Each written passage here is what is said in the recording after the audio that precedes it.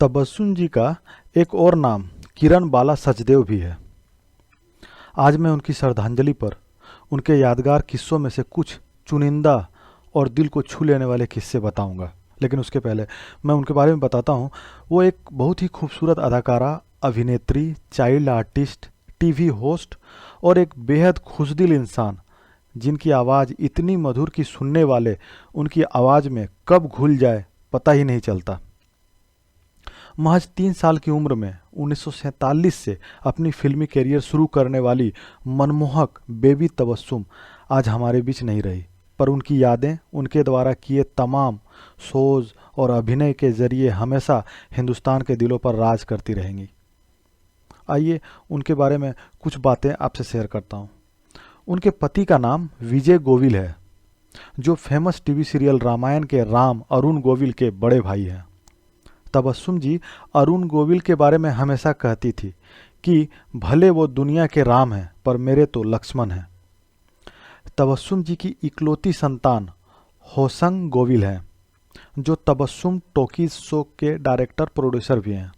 तबस्सुम भी अपनी TV show फूल खिले हैं गुलशन गुलशन से बहुत फेमस हुई थी, जो दूरदर्शन पर 1972 से 1993 तक प्रसारित हुई, जिसमें वो बड़े बड़े फिल्म स्टार की इंटरव्यू लिया करते थे। ये उस समय की पहली टॉक शो थी। As a child artist Tabassum ji ने कई फिल्मों में काम किया। नरगिस, जोगन, दीवार, बहार, संग्राम, अफसाना, बेजू बावरा, बाप बेटी, और एज अ लीड एक्टर फिल्म गंवार, हीर रांझा, जोनी मेरा नाम, गैम्बलर, शादी के बाद, माँ, बहन और बीवी। तबस्सुम की एक्टर आर्टिस्ट रोल की फिल्में हैं सुर संग्राम, सुर संगम, नाचे मयूरी, चमेली की शादी और स्वर्ग। तबस्सुम जी के बोलने का अंदाज और शब्दों की मिठास मुझे बहुत अधिक भाती थी, इसलिए मैं अक्सर उनका शो, जो उनके बेटे होसेंग गोविल जी के द्वारा यूट्यूब पर प्रसारित की जाती है, तबस्सुम टॉकीज के नाम से, उसे हमेशा देखता हूँ और वहीं से उनकी कुछ झलकियाँ, यादगार किस्से और सुनहरी यादों की थोड़ी झलक आपसे बांटता हूँ। क्या परवीन बॉबी अमिताभ से प्यार करती थी, इसीलिए सारी जीवन कुंवारी रही? फिल्मों में उनकी शुरुआत तो बहुत ही शानदार रही, लेकिन मोहब्बत के मामले में हमेशा नाकाम रही। मैंने उनसे भी बातचीत की थी। वो आप अपनी नजर में समाये जाते हैं, संवरते जाते हैं और मुस्कुराए जाते हैं। मिलिए प्रवीण बाबी से। प्रवीण जी, आजकल सब लोग आपको चाहते हैं, आपसे प्यार करते हैं, आप बहुत अच्छी लगती हैं। मैं ये जानना चाहती हूँ कि हर कलाकार का कोई ना कोई आइडियल जरूर होता है। आपका आइडियल कौन रहा है?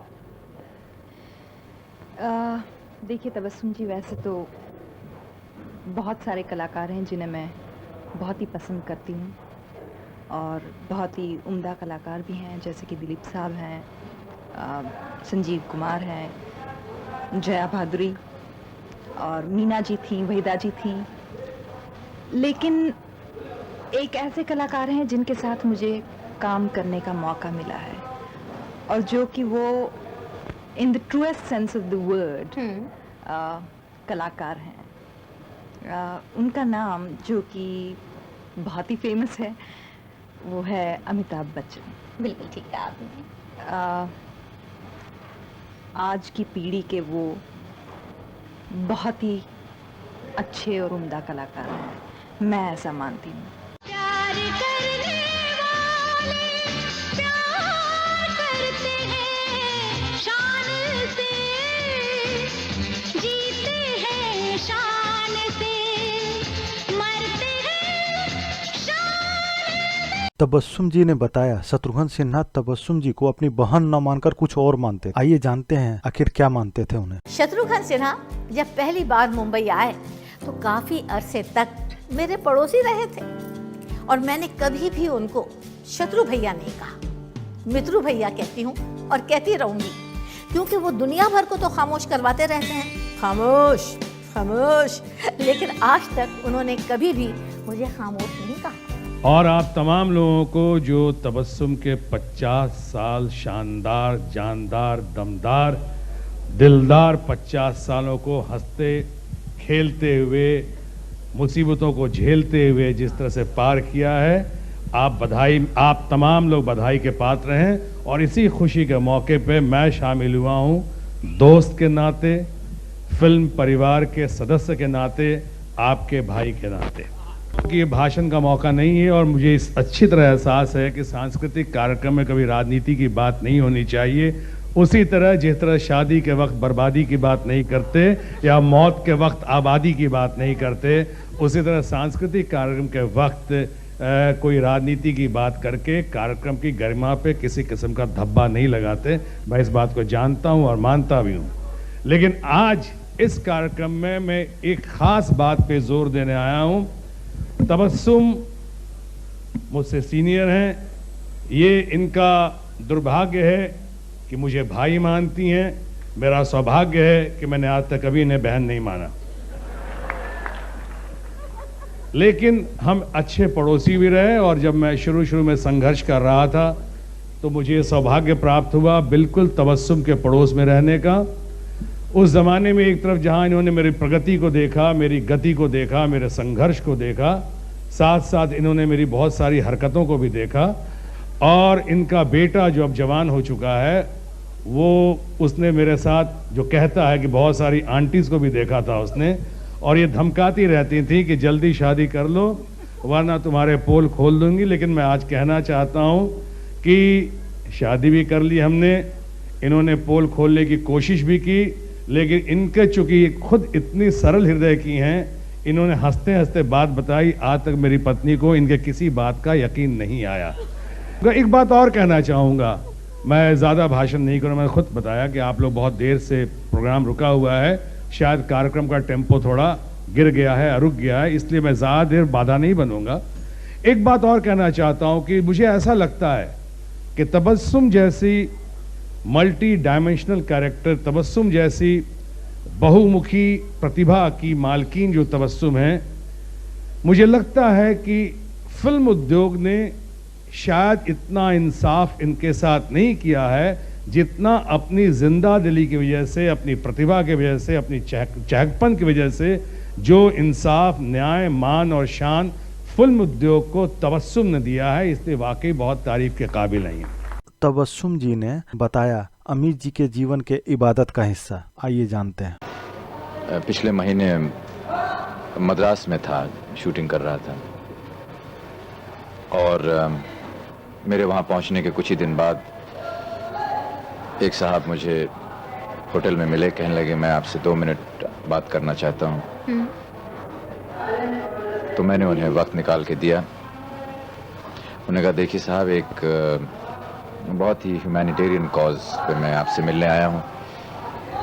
एक बच्ची है, वो हॉस्पिटल में है, बीमार है, और मैं चाहता हूँ कि आप उसे 2 मिनट के लिए हॉस्पिटल में मिल लाएं, क्योंकि वो आपकी बहुत बड़ी फ़ैन है और आपसे मिलने की ख्वाहिश रखती है।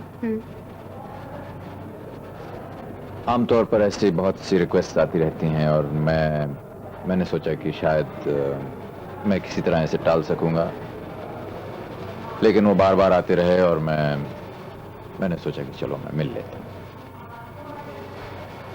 और एक सुबह मैं उनके साथ मद्रास के एक हॉस्पिटल में गया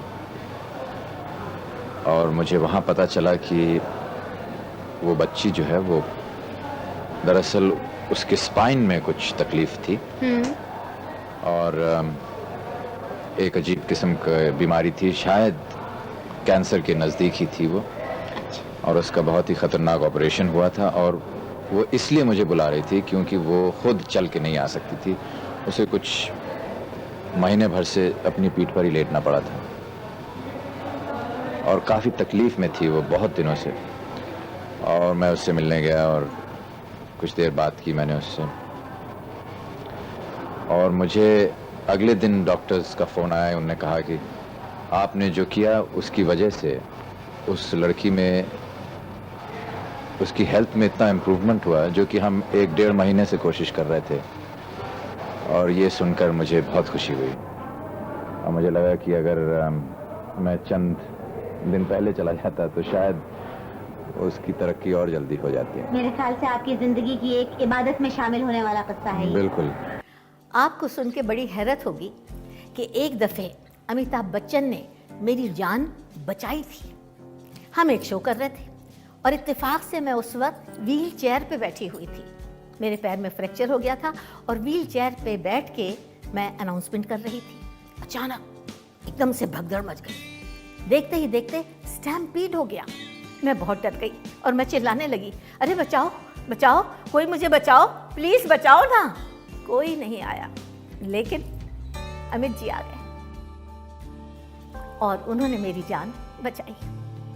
और उस वक्त मुझे इस बात का एहसास हुआ कि इतनी शोहरत की बुलंदियों पे कोई खामखा नहीं पहुंच जाता। उनमें खूबियाँ थी, खासियत थी और मैं उनकी जितनी भी तारीफ करूं कम है।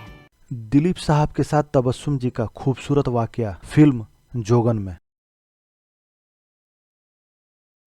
मैं छोटी सी थी तो र नहीं बोल पाती थी, र को मैं ल बोलती थी। जोगन में एक डायलॉग आ गया और वो ये था कि ओम प्रभु शांति। बस मुसीबत हो गई, प्रभु नहीं बोल पाती थी, प्रभु को पलभू बोलती थी। तो 2-3 टेक हुए और मैं यही कहती थी, ओम पलभू शांति, ओम पलभू शांति। जब 3-4 टेक हो गए तो मुझे रोना आ गया। मैं रोने लगी और कहने लगी, हमारे लिए टेक हो गए, अब हम मल जाएंगे, अब हम मल जाएंगे। दिलीप साहब आ गए और कहने लगे, नहीं बेबी नहीं, तुम क्यों मलोगी? अरे मलना तो चाहिए डायरेक्टर को, जो ज़बरदस्ती छोटे से बच्चे से र बुलवा रहा है। तुम ओम प्रभु मत बोलो, ओम पलभू ही बोलो, तुम्हारे मुंह से वही बहुत अच्छा लगता है। ओम प्रभु शांति, ओम प्रभु शांति, ओम प्रभु शांति, ओम प्रभु शांति, ओम प्रभु शांति, ओम प्रभु शांति, ओम प्रभु शांति, ओम प्रभु शांति, ओम प्रभु शांति, मंगू, ओम प्रभु शांति। ए मंगू, तू भी साध्वी हो गई है। हाँ, ये माला देवी जी ने दी है और कहा है जब मन अशांत हो जाए तो ये माला लेके ओम प्रभु शांति मंत्र का जप करना। तेरा मन क्यों अशांत होने लगा मंगू? जब से देवी जी गई हैं मुझे चैन नहीं। तो मंत्र जपने से तुझे चैन मिलता है? बाबूजी, आप भी तो खोए खोए और अशांत फिरते हैं, लीजिए माला। बेचैनी ही मेरा चैन है मंगू। अगर मेरे मन की अशांति दूर हो गई तो जीवन में रहेगा क्या? तो देखा आपने, तबस्सुम जी ने फिल्म हीर रांझा में राजकुमार जी के साथ काम किया था और एक खूबसूरत बात उनके जीवन के बारे में जानी थी। आइए हम भी जानते हैं। ज़्यादातर लोगों का ख्याल है कि राजकुमार बहुत मगरूर थे, उनमें ईगो बहुत ज़्यादा था, लेकिन ऐसा नहीं था। मैं उन्हें बहुत अच्छी तरह जानती थी। उनमें ईगो बिल्कुल नहीं था और लोग जिसको ईगो समझते थे वो ईगो नहीं था, उनका अंदाज था। हमको मिटा सके ये जमाने में दम नहीं, हमसे जमाना खुद है, जमाने से हम नहीं। 1970 में मैंने राजकुमार के साथ एक फिल्म में काम किया था और उस फिल्म का नाम था हीर रांझा। उसके प्रोड्यूसर और डायरेक्टर थे चेतन आनंद। राजकुमार जी को शेर व शायरी का बहुत ज़्यादा शौक था और शूटिंग के दौरान अक्सर वो मुझसे एक शेर सुना करते थे, बार बार सुना करते थे। उस वक्त तो मेरी समझ में नहीं आया कि ये शेर बार बार क्यों सुनते हैं, लेकिन जब उनकी डेथ हो गई और पता चला कि उन्होंने वसीयत की थी, विल की थी कि जब मैं मर जाऊं, इस दुनिया से चला जाऊं, तो मेरे अंतिम संस्कार बिल्कुल खामोशी के साथ चुपके से मेरा परिवार करते। बाद में बताना दुनिया वालों को कि राजकुमार अब नहीं रहे। तब समझ में आया कि वो शेर मुझसे बार बार क्यों सुनते थे। आप भी सुनिए। जिंदगी चलते कटी, जिंदगी चलते कटी, कांधों पे आए कब्र तक। जिंदगी चलते कटी, कांधों पे आए कब्र तक 4 कदम के वास्ते गैरों का ऐसा हो गया। राजकुमार जब इस दुनिया से गए तो दुनिया से और दुनिया वालों से बहुत नाखुश थे। तबस्सुम जी ने वैजंती माला जी के साथ भी काम किया था। फिल्म बहार में बहुत खूबसूरत अभिनय किया था तबस्सुम जी ने, और वैजंती माला के बारे में बड़ी खूबसूरत बातें बताई है अपने इंटरव्यू में। बेटी भी हीरोइन बने, इसलिए वैजंती माला को बचपन में ही, छोटी सी थी वैजंती माला, तो हर तरह का डांस सिखवा दिया था, चाहे वो इंडियन क्लासिकल डांस हो या फिर वेस्टर्न डांस। इस दुनिया में दिल न लगाना, दिल दे के पड़ेगा पछताना। ये रूप के पुजारी, ये दिल लेने वाले, पहले पहले होते हैं बड़े भोले भाले। कलेजे को थाम पुकारेंगे नाम, तू ही है, तू ही है, तू ही तो है वो। निगाहें तो मिलाओ, अदाएं ना दिखाओ, निगाहें तो मिलाओ, अदाएं ना दिखाओ, निगाहें तो मिलाओ, अदाएं ना दिखाओ, यहाँ ना शर्माओ, कहो जी तुम क्या क्या खरीदोगे, सुनो जी तुम क्या क्या खरीदोगे। वैजंती माला को हीरोइन बनने के लिए ज़रा सी भी स्ट्रगल नहीं करनी पड़ी, क्योंकि उनकी माँ वसुंधरा देवी खुद हीरोइन थी और पूरी फिल्म इंडस्ट्री को वो जानती थी। उस दौर के एक बहुत ही मशहूर डायरेक्टर थे और उनका नाम था M.V. रामन। जब उन्हें पता चला कि वसुंधरा देवी अपनी बेटी को हीरोइन बनाना चाहती हैं, तो उन्होंने फौरन वैजंती माला को अपनी एक तमिल फिल्म के लिए साइन कर लिया 1949 में, और उस फिल्म का नाम था वज़कई।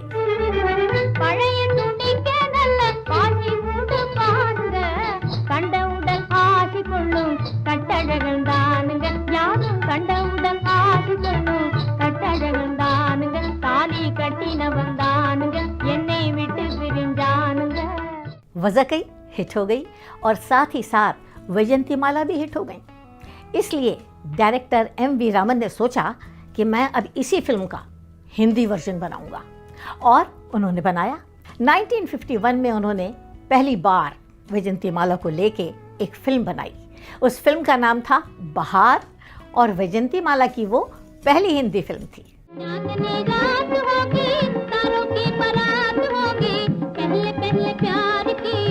पहले पहले बात होगी, पहले पहले प्यार की, पहले पहले बात होगी, खुशी खुशी गाएंगे हम गीत सुहाना रे।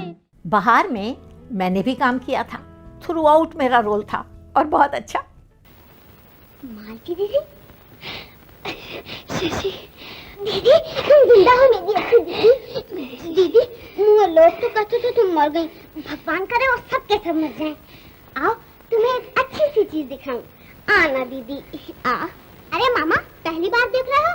गांव में भेड़ भेड़ियों का खेल, जंगल में फोटो, मालती दीदी को शहर लाने का वादा, सब कुछ भूल गए। चुप चुड़ैल कहेंगी, चल चलो ठहरो, कहाँ जाते हो? तो देखा आपने मुझे। दोस्तों, अब मैं आपको एक बहुत मज़ेदार बात बताने वाली हूँ। ये तो सभी जानते हैं कि आज के दौर की जो हीरोइंस हैं, शूटिंग से पहले वो अपना सर धोती हैं, कई कई बार शैम्पू करती हैं, ताकि उनके बाल हवा में लहराएं और फुर फुर फुर उड़ें। लेकिन पुराने ज़माने में ऐसा नहीं होता था। मुझे बड़ी हैरत होती थी जब मैं देखती थी कि शूटिंग से पहले वैजंती माला की माँ एक कटोरी में तेल लेती थी और उनके सर में खपा देती थी, बालों को पिला देती थी। अगर यकीन नहीं आता तो ये देखिए। माना हुजूर की मैं तलीब हूँ, आप कोई चीज है तो मैं भी कोई चीज हूँ। मिजाज कहो कैसा, मिजाज कहो कैसा है हुजूर आपका, मेरा नाम लीजिए न मेरे बाप का। बहार सुपर डुपर हिट हो गई और उसके बाद वैजंती माला को साइन करने के लिए प्रोड्यूसरों की लाइन लग गई। वैजंती माला ने कई बड़ी बड़ी फिल्में साइन की, जैसे देवदास, नागिन, कठपुतली, मधुमती और नया दौर। रुत प्यार करने की आई, रुत प्यार करने की आई, के बेरियों के बेर पक गए, के बेरियों के बेर पक गए जिंद मेरी। वैजंती माला कहती हैं कि मुझे अपनी सब फिल्मों में सबसे अच्छी फिल्म लगती थी नया दौर, और मुझे इस बात की बहुत ज़्यादा खुशी थी कि उस फिल्म में मैंने मधुबाला को रिप्लेस किया था। वैजयंती माला ने अपने दौर के सब बड़े बड़े हीरोज के साथ काम किया, लेकिन सबसे ज़्यादा फिल्में की दिलीप कुमार के साथ। वो कहती थी कि दिलीप साहब के साथ काम करने के बाद मैंने बहुत कुछ सीखा, एक्टिंग के अलावा अच्छी उर्दू बोलना और अच्छी भोजपुरी भी।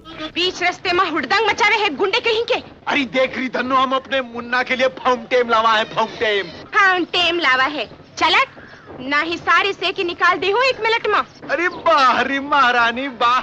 वैजयंती माला ने दिलीप कुमार के साथ कई फिल्मों में एक साथ काम किया, बहुत वक्त साथ में गुजारा और नतीजा ये निकला कि दोनों के बीच में एक तकल्लुफ का जो पर्दा था वो हट गया और उसकी जगह मोहब्बत ने ले ली। मुस्कुराते प्यार का असर है हर कहीं, हम कहाँ है दिल किधर है कुछ खबर नहीं। मुस्कुराते प्यार का असर है हर कहीं, हम कहाँ है दिल किधर है कुछ खबर नहीं, किधर है कुछ खबर नहीं, किधर है कुछ खबर नहीं। वैजयंती माला कहती हैं कि मैं राज कपूर की ज़बरदस्त फ़ैन थी और चाहती थी कि मैं उनकी डायरेक्शन में उनके साथ काम करूं। मेरी ख्वाहिश थी, तमन्ना थी और ऊपर वाले ने मेरी ये ख्वाहिश पूरी कर दी 1964 में और उस फिल्म का नाम था संगम।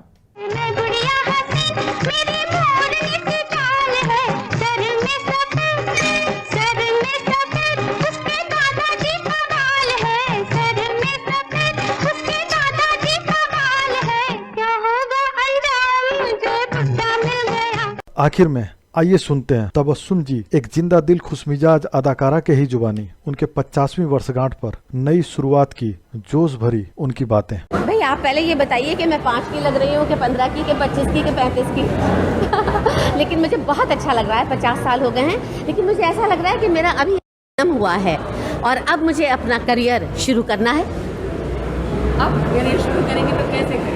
बस हर काम में तवज्जो देंगे, मेहनत देंगे और जब भी जो भी काम करेंगे ये सोचेंगे कि पहली बार कर रहे हैं